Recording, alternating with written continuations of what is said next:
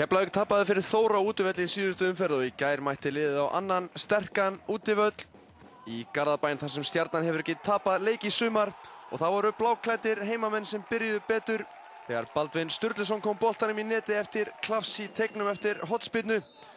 Aðeins mínútu síðar gerist þetta, Guðmundur Steinarsson með frábæra aukaspyrnu utan af kantinum og þetta er Einar Orri Einarsson, miðjumaðurinn sterki sem stangar boltan í fjærhornið. Spyrnan alltaf því fullkomin hjá Guðmundi, dettur akkurat á svæðið þar sem hann á að koma og Einar Orri er fyrstur í boltan og jafnar leikinn strax fyrir Keflvíkinga. Hér er svo Arnór Ingvi Traustason við það að sleppa einn í gegn eftir frábæra sendingu frá Guðmundi, en þetta er klaufalega gert hjá Magnúsi Þóri Matthíasinni sem var rangstæður og hljóp þarna fyrir boltan.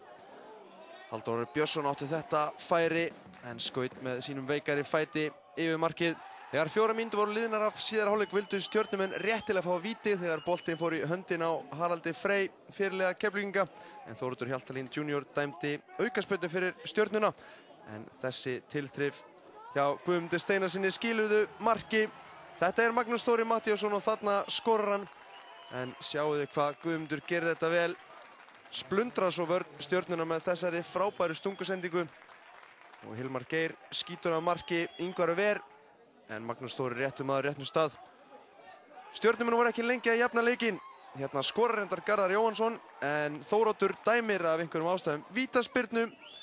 En Halldór Orri Björnsson kláraði úr henni ískaldur á punktinum og vippar boltanum í þagnetið. Og leikurinn var jafn. Það var alveg ljóst að bæði lið fóru í síðari hálfleikinn til að fá öll 3 stigin. Leikurinn var bráðfjörugur og skemmtilegur fyrir þá sem mættu í Garðabæn. En hérna var leikurinn nálægt því að sjóða upp úr Andri Steinn og Daniel Lagsdal í átökunum. Guðmundur Steinarsson tók svo hornspyrnu á 82. mínútu.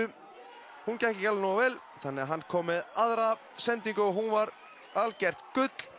Og Hilmar Geir Eiðsson stakk sér fram og skoraði sigurmark Keflvíkinga. Varnarmaðurinn Nikolaj Hagalsker Pedersen fekk ágætt tækifæri til að jafna fyrir Stjörnuna á 94. mínútu en lokatölur 3-2. Og fyrsta tap Stjörnunar í Garðabænum staðreynd.